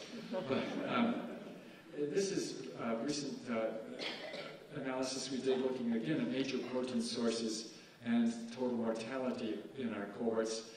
Here we've just rearranged our data so that dairy is the reference point here, relative risk of 1. And what we see is that, not surprisingly, red meat is considerably, processed red meat considerably worse than dairy here, and even unprocessed red meat is significantly higher than dairy. But again, plant sources significantly lower than dairy. And again, that's what you'd expect if you were looking at just the fatty acid composition and the known effects of fatty acid composition on blood risk factors. Interestingly, the major justification for high dairy consumption has been that we need all this calcium, and it will predict fracture risk and prevent fractures. But the long-term epidemiologic study has not supported that. This is a meta-analysis from a few years ago, and there's an updated meta-analysis coming along that shows essentially the same thing, that high milk consumption does not reduce fracture risk. We obviously need some calcium, but we probably don't need those 4 servings a day. So this is the point that Iris mentioned was going to be the major topic of our discussion that's coming along. Do only whole foods deserve a green label? And I'm going to not answer that as a yes or no. I guess all of us up to this point have dodged that question. But just a few thoughts. First of all, that some food processing is really valuable and important for preservation, food safety, and convenience. And convenience is important. If we want people to eat healthy foods, we've got to make it relatively convenient in a society that is time pressured. So some processing that doesn't degrade the nutritional value can be actually helpful. And also, preservation by salt and sugar was really important for survival in cold climates. Fortunately, we have refrigeration and other means for preserving foods these days. But the real question is, except for salt, we have little human evidence on health effects and really not much evidence of harm for other food additives at the levels that are allowed in our food supply. Basically, what's used for testing and allowing additives into the food supply is largely based on toxicological testing. I've seen words left out there, non-humans. We can also apply the precautionary principle. And of course, we all like to be cautious, but still, where do you draw the line? It usually can't be 0. And Bruce Ames has made the point that far larger amounts of natural carcinogens exist in foods than the additives that might be potentially carcinogenic. Finally, here that we should not be too distracted from the known harmful effects of our food supply. I mean, here we wonder about are there adverse effects of these low amounts of somatogens when we've got Coca-Cola sitting there in front of us and it could be consumed in large amounts or well-documented harms. So, to conclude, diet quality is enormously important, and I think I don't have to make that case to anyone here. That's why you're here tonight, because everyone here understands that. But the definitions and quantitative criteria will not be simple and will always have some uncertainty. And therefore, I think if there's one bit of specific advice I would offer tonight, it would be that periodic reviews should be built into guidelines and labeling systems because knowledge advances in the context of our food system is constantly changing. If there's anything that I think is really good about the U.S. dietary guidelines is that they are by law meant to be reviewed and have been reviewed every 5 years. And one thing that provides some incentive for researchers to take on the issues of uncertainty and try to, in that 5 years, produce better evidence to provide improved dietary guidelines. This is an evolving process. So whatever Israel concludes, we shouldn't be concerned that it's not perfect and understand that that would be revisited in the future with better evidence and the experience of what happens when we do make guidelines. We have to acknowledge almost everything we do has unintended consequences as well as the intended consequences. And finally, I would just like to reiterate what has been said several times tonight, that diet quality indeed is enormously important, but we need to look at almost everything we do through the lens of environmental sustainability as well. And perhaps in the future, labeling should even include criteria about environmental sustainability as well as dietary quality. Thank you.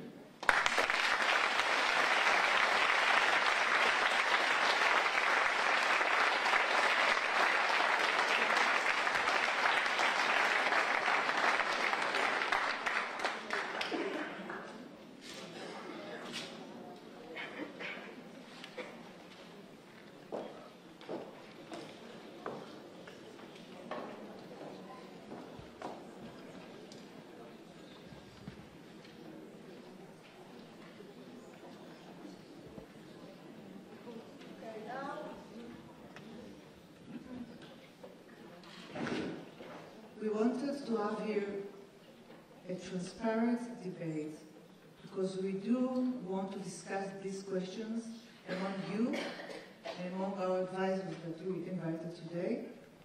So first of all, let's invite them. First of all, we'd like to invite Professor Lawrence Apple from Johns Hopkins Medical Institute.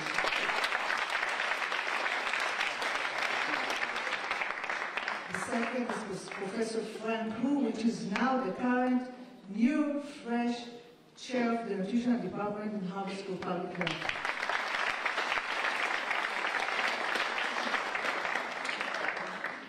The third is Professor Janet King, the from the Children's Hospital, Oakland Research Institute.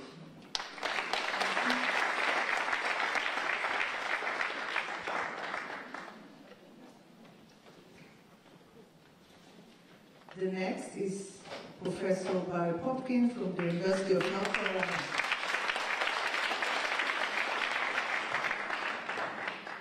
And the last one is Professor Walter Willett.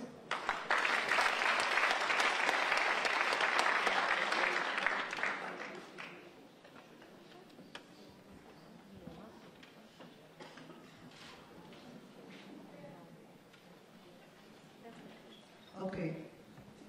So, here's the story. On January 1st, 2020, citizens in Israel will wake up and they will see maybe among 40% of their packages, 40% or less?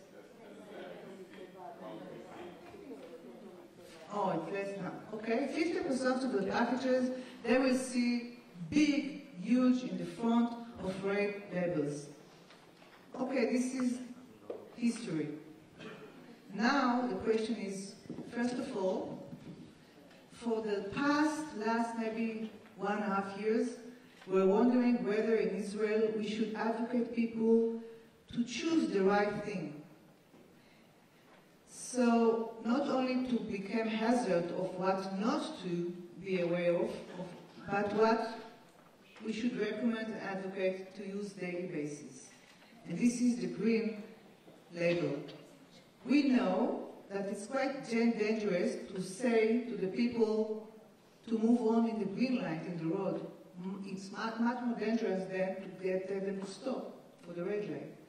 We're aware of our responsibility here for the public. This is why the scientific committee was very conservative and strict about the criteria. And the criteria were, as Professor Andrew discussed, for the whole food, the crude, and we don't want to get into details about the criteria because we wanted to ask about more general questions. And I will ask you some questions, okay? Let's start from you. You, Larry. Oh, no. Okay, Larry, what do you think, and do you think that we should approach for clean label or clear label, which means that should we count the ingredients on the package? Is it something that we should count to green something? So, if I understand the question correctly, it's going to the ingredient list, doing a count of what is on the ingredient list, and then making some sort of determination about whether that label should be green, yellow, or red based on some count.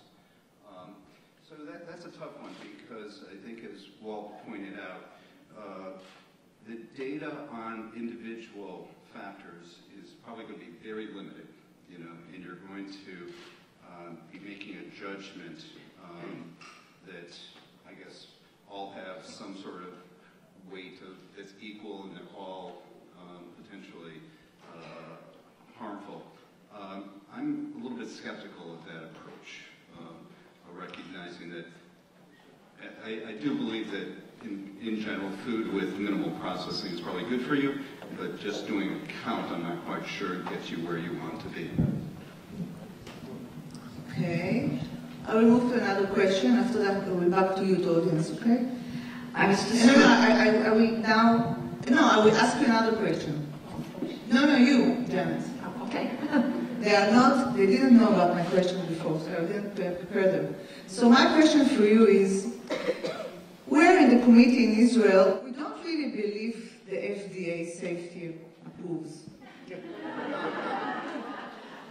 Because we know there are about 10,000 additives that have been approved in the FDA, but only 3,000 of them, as we know, have been really tested. And even those tests, most of them were in animals. So how safe is it to say that FDA is safe? And the question relates to our, the question whether we should include additives and some other components that were FDA approved, like E-numbers or others. Should we green them if they're safe by the FDA?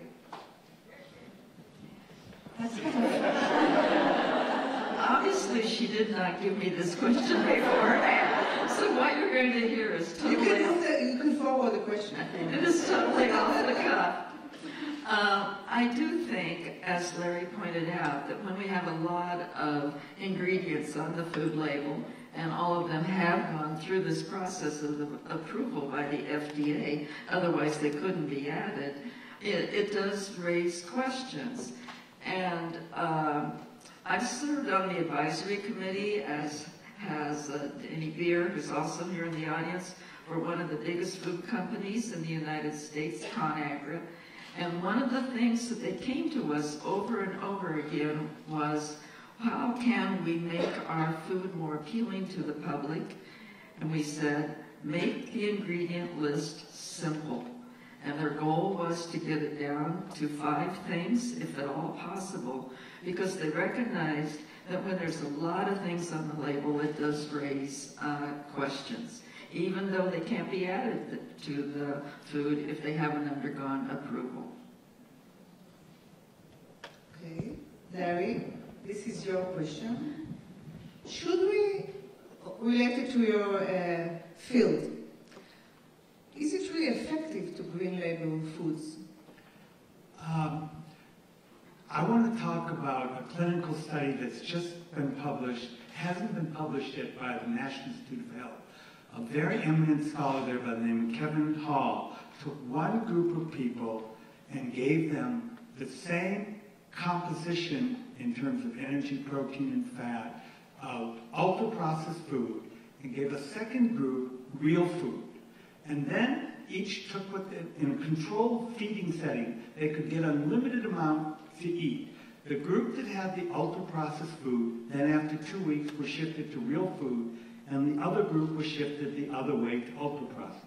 The real food group lost 1.1 kilogram when they ate real 0.9 kilogram in 2 weeks.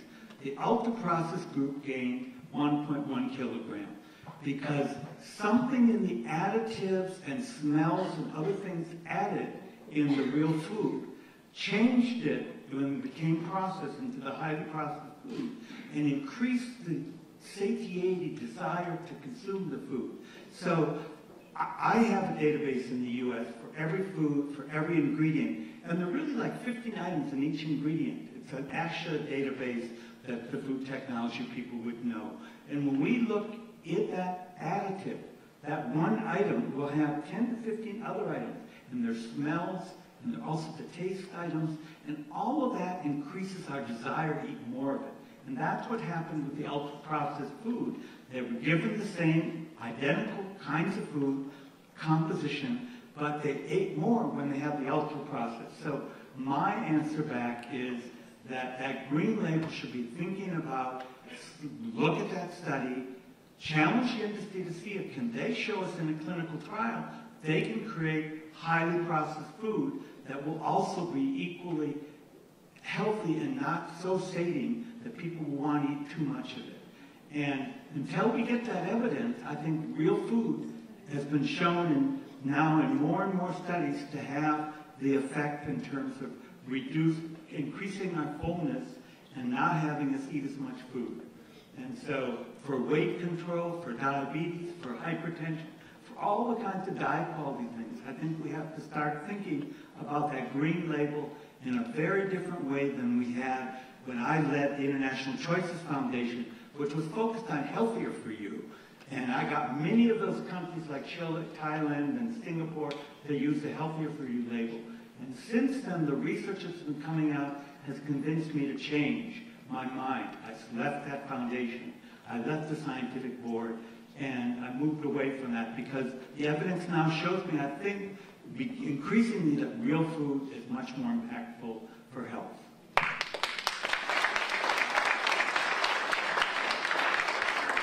Okay, next question. Okay, this is a tough one. Let's help the sons of Moshe Bar Siman Tov. So, you know, we cannot convince him to green labels. You know why? Because he has a problem with the conference. Okay? So this is the question. Should we green the absolute good categories or the relative, the better? Is it the better or the best? Again, I try to clarify my question.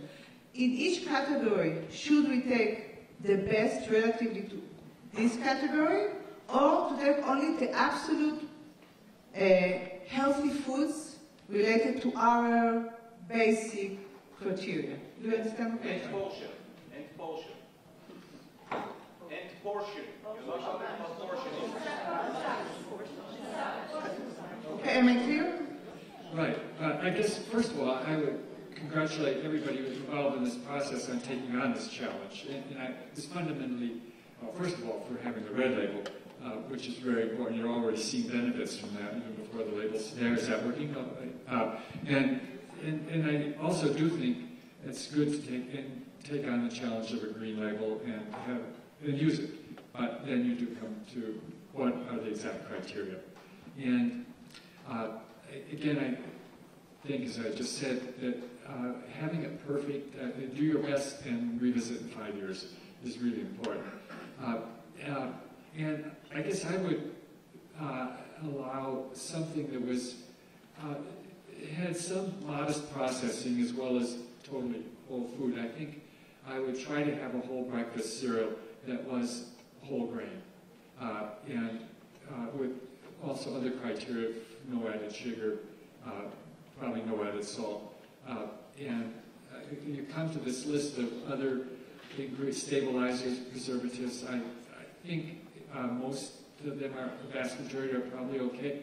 But I do share a concern about the FDA that until very recently, trans fat was legal, high salt was legal. And those are things with obvious adverse effects and still allowed by FDA. There are many things that are untested there. So there is reason to have some concern about just totally accepting everything that FDA has approved. I'm sure there are things working in there that probably shouldn't be there. But we can't totally, it's very good that we do have FDA. If we didn't have that, things would be far worse than they are now. So we're never going to be perfect. So anyway, I guess that's my thought, is to cautiously allow some things to have green label, but in general, try to stick with the really positive foods, not just a very loose green label that is better for you than some things that are really not good at all. There's no sharp line there, but do your best.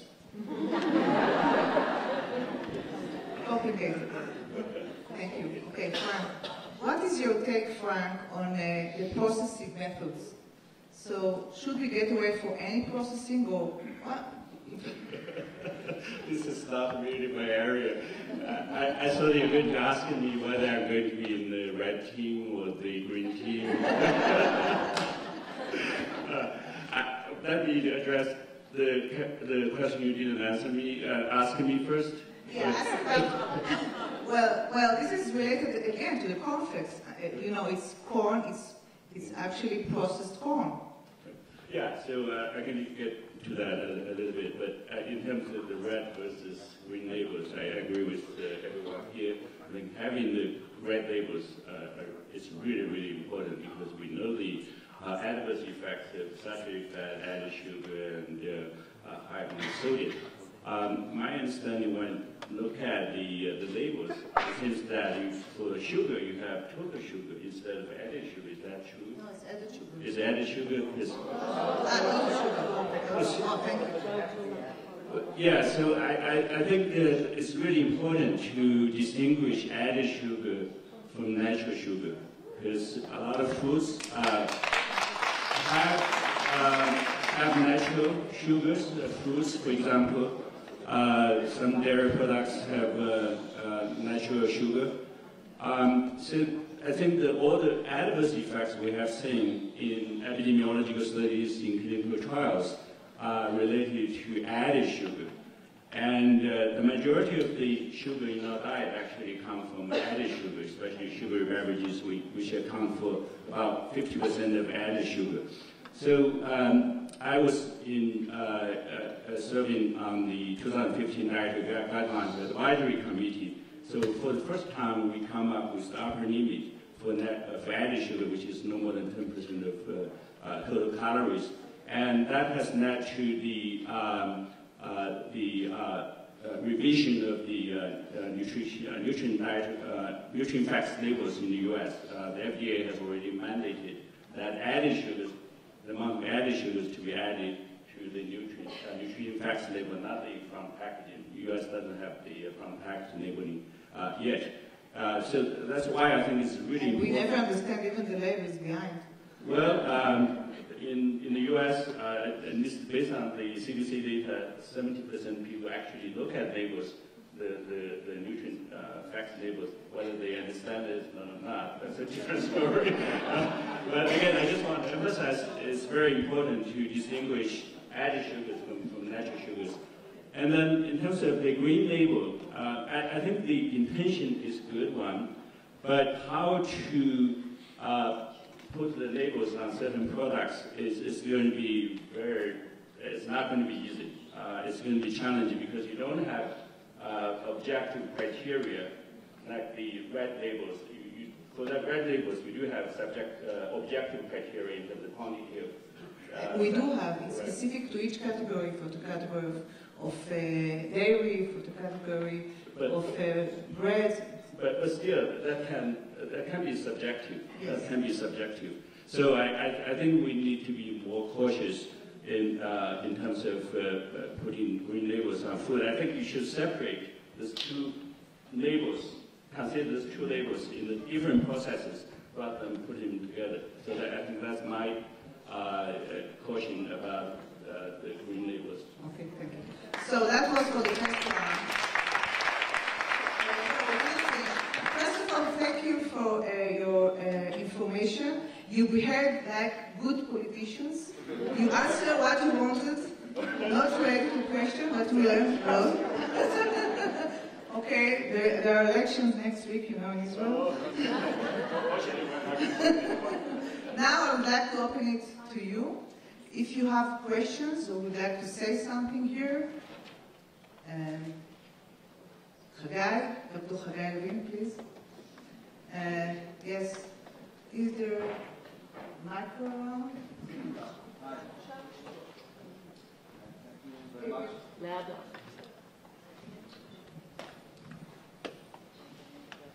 Thank you very much for sharing with us your experience.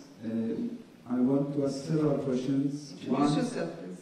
One is, how do you see the input of the Israeli public in this decision of the green labeling? The second, how do you see this strategy together with other strategies that are not implemented yet in Israel, such as regulation on advertisement and marketing, while we have red and green labeling, at the same time we allow for massive commercials to our kids every day, all the times, everywhere. So how this is in the larger framework? And the issue of taxation, because we know that we can tell people and inform them, but if they have economical choices, they have to make based on the economic, and even a nudge can help. So some places, such as New York, is taxing sugary drinks, etc. So how do you see this in relation to the steps, while the framework of discussion was so far only on this specific subject?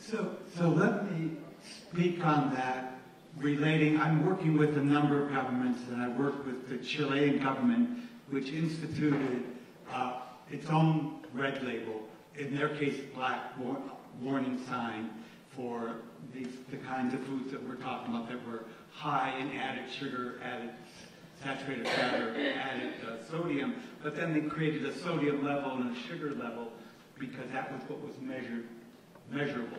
They couldn't measure the other.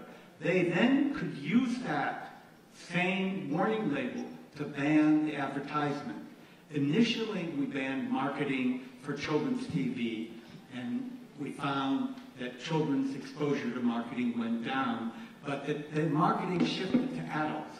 So this last shows, and the total marketing the family saw on the same unhealthy food products didn't change, but the children on their own shows saw less. So we then instituted this last summer in Chile, from 6 a.m. to 10 p.m., no TV marketing, no other marketing on any media, including billboards, other things, of those kind of products with the warning label. In your case, it will be the red. And after 10 p.m. to 6 a.m., they had to have a message on any media talking, this is an unhealthy product, but we're advertising it. They then can go on, that can work with the schools, and we're now working with the government. I'm both an economist and nutritionist. We're working with the government, the Minister of Finance, and the Congress there. They can use that same warning label as a taxation process. So it's identifiable, it's unhealthy products, you can then think about taxing it. Whereas up till now, essentially we have 42 countries that have taxed sugary sweetened beverages, one country that's had a significant tax on non-essential food, Mexico, essentially their category, that would be like the warning labels that you have for foods, and Hungary. And we've learned from that those same taxes work, but having a systematic linkage across the schools, the marketing, the package, and then the taxation sends a message to people of very clear message. And so that's essentially how Chile's moving forward. And then the first year after that warning label, they lost 25% of sugary beverage purchases, plus major reformulation of every food product. And if I went through all the packaged processed foods that went down, you would be astounded. So, but they combined. So they did like this country, and they combined across. And I think marketing is a critical step forward that Chile did, and now it's moving a next step forward based on the evidence that we found that I mentioned to you. So I think everything you're saying is correct. In fact, it would be very difficult to talk about healthy food in the media and educate people about the green foods if you don't minimize marketing on unhealthy foods. Because we have so much of that, and Chile saw that it was hard to put in positive marketing. Now with the new war marketing laws, the government has been much easier time talking about healthier foods because you don't see the unhealthy foods with so much advertisement. Okay, thank long you. Answer, but I'm sorry.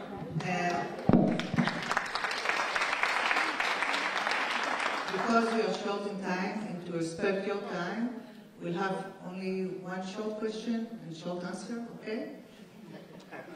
No, it's okay. This is only a glimpse, and we'll end up with the bless of the institute that actually fund all this stimulating week. You ready? Jess came out from the US, right? Thank you very much. I want to ask you, it's very clear the red label and the green label, not so much. What about adding a yellow label for the best of the categories that are, because we know that our world is not just black or white, and if we had a green label just for the real good food, and the yellow one for things that we need to take in account the amount, or we consider the best of those categories, and another small thing like a... Yes, like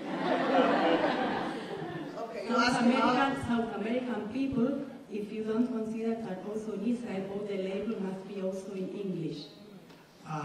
Let me speak on that.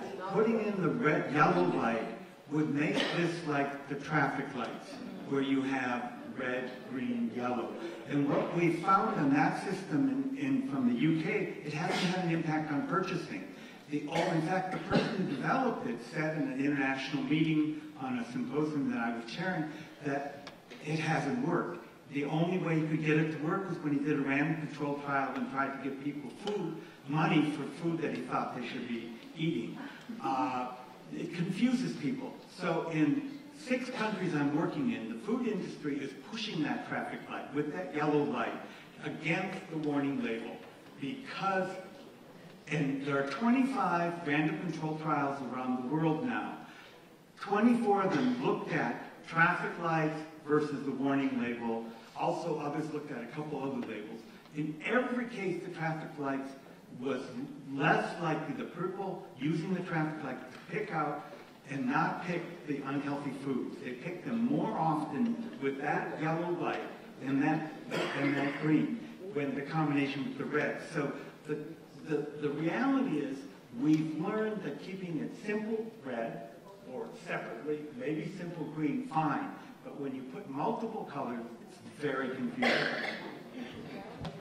Okay, that was a glimpse, short, but only just to stimulate our minds about the questions. Of course, no, we won't get into all the answers here this evening. I would like to thank you for coming.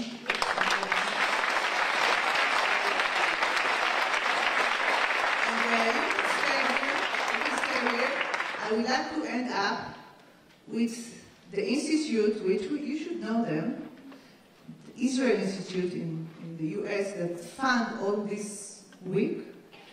And for that, I would like to invite Charles for a short blessing. Flo Lowe, the Associate Director of the Art Programs, the Israel Institute, please. As I work in the arts, I'm used to projecting. I'm very pleased to be here.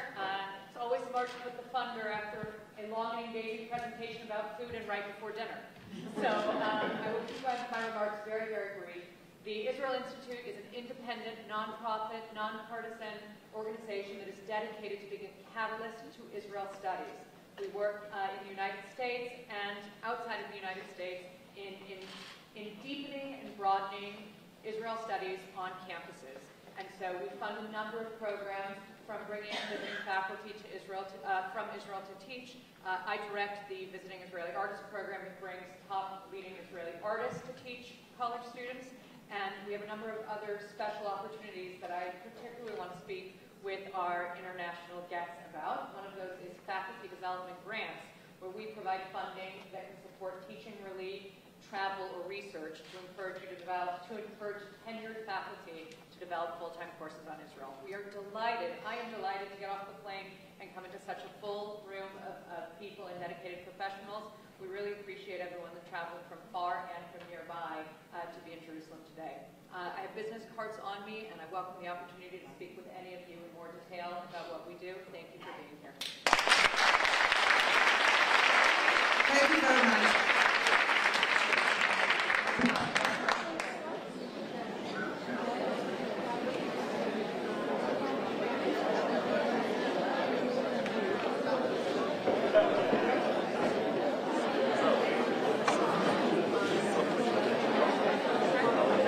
Gracias.